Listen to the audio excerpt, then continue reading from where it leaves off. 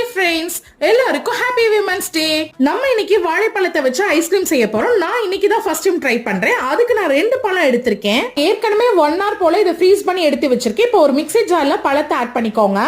அடுத்து 1 இல்ல 2 ஸ்பூன் போல கொக்கோ பவுடர் ஆட் பண்ணிக்கோங்க. நிறைய சேர்த்துறாதீங்க, கசக்கும். அதுக்கப்புறம் 4 டேட்ஸ் சேர்த்துக்கோங்க.